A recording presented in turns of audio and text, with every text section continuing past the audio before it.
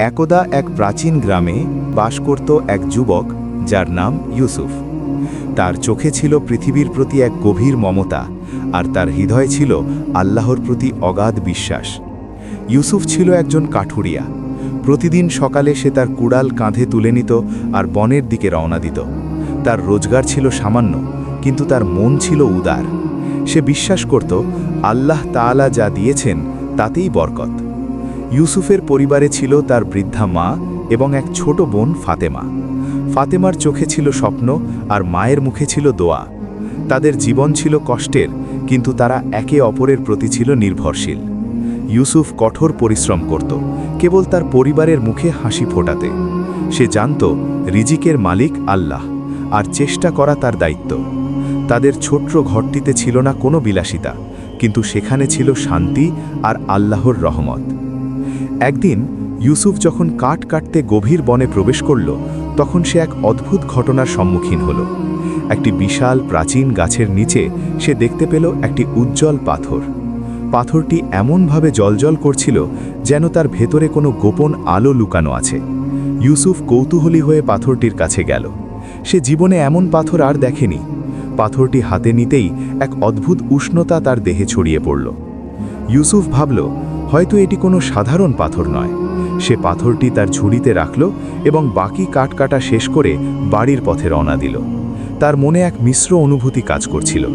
একদিকে কৌতূহল, অন্যদিকে আল্লাহর দান হিসেবে পাওয়া এই নতুন বস্তুর প্রতি এক গভীর শ্রদ্ধা। সে ভাবল, আল্লাহ নিশ্চয়ই এর পেছনে কোনো হিকমত রেখেছেন। সন্ধ্যা ঘনিয়ে আসতেই ইউসুফ যখন বাড়ি ফিরল, তার মা আর বোন অধীর আগ্রহে তার জন্য অপেক্ষা করছিল। ইউসুফ মাকে পাথরটি দেখাল। মা পাথরটি হাতে নিয়ে মুগ্ধ হলেন। তিনি বললেন, বৎস, আল্লাহ হয়তো এই পাথরের মাধ্যমে আমাদের জন্য কোনো কল্যাণ রেখেছেন। এটি সযত্নে রেখে দাও।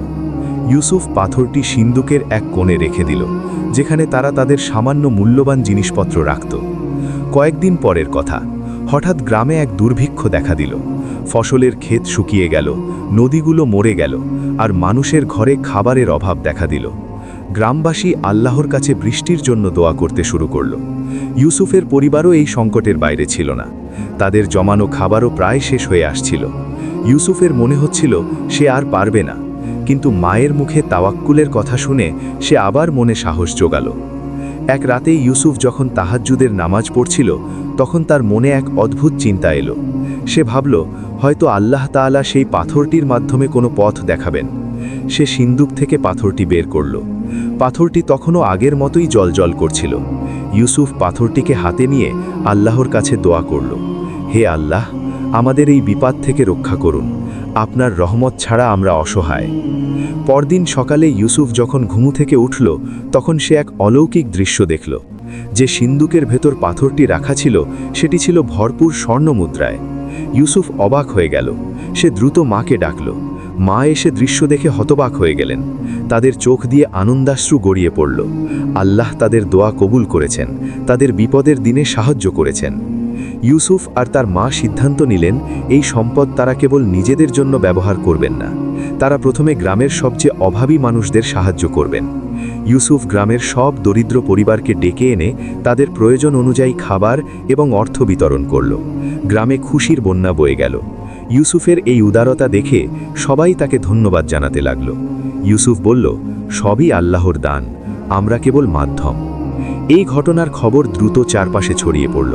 পার্শ্ববর্তী রাজ্যের এক ধনী ও অহংকারী শাসক, যার নাম ছিল শাহেদ, তার কানেও এই খবর পৌঁছল।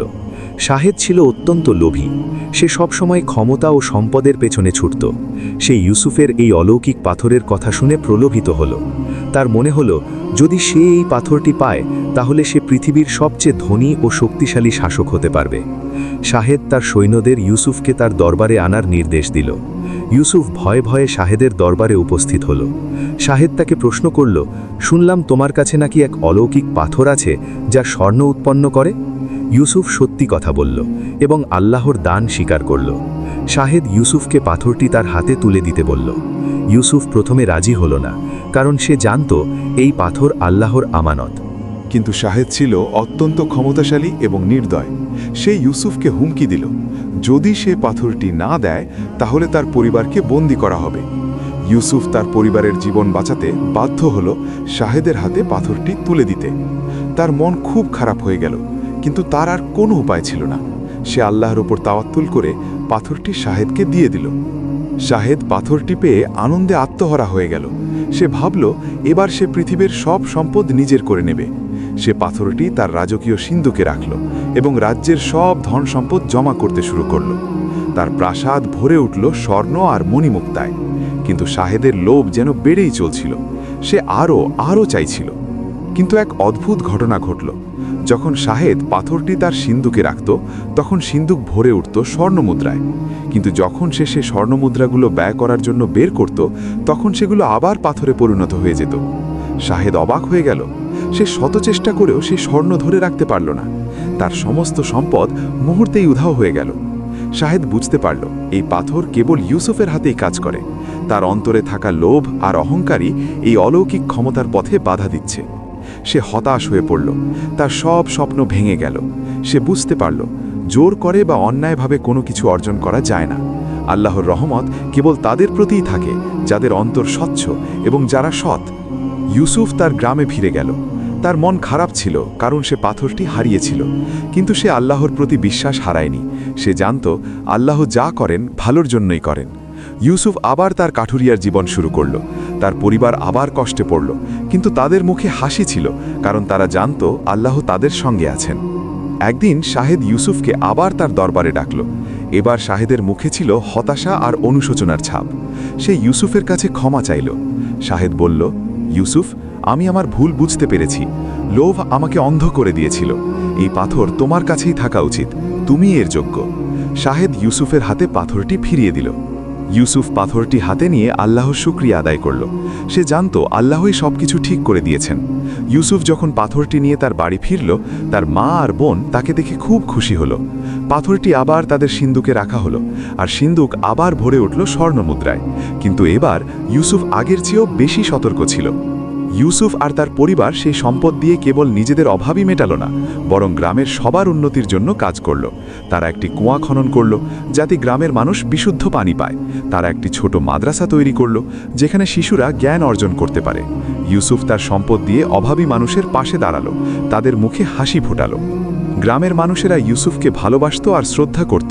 তারা জানত ইউসুফ কেবল একজন ধনী ব্যক্তি নয়, বরং একজন সৎ, ধার্মিক এবং পরোপকারী মানুষ। ইউসুফের জীবন ছিল আল্লাহর প্রতি তাওয়াক্কুল, ধৈর্য এবং সততার এক জ্বলন্ত উদাহরণ। সে দেখিয়েছিল প্রকৃত সুখ সম্পদে নয়, বরং আল্লাহর সন্তুষ্টিতে। শাহেদও তার ভুল থেকে শিক্ষা গ্রহণ করল। সে তার লোভ পরিত্যাগ করল এবং একজন ন্যায়পরায়ণ শাসক হওয়ার চেষ্টা করল। সে বুঝতে পারল ক্ষমতা আর সম্পদ ক্ষণস্থায়ী, কিন্তু নেক আমল আর আল্লাহর সন্তুষ্টি চিরস্থায়ী। শাহেদ ইউসুফের কাছ থেকে সততা আর ধৈর্যের শিক্ষা নিল। বছর গড়িয়ে গেল। ইউসুফ বৃদ্ধা হলো, কিন্তু তার মন ছিল সবসময় তরুণ। সে সবসময় আল্লাহর শুকরিয়া আদায় করত।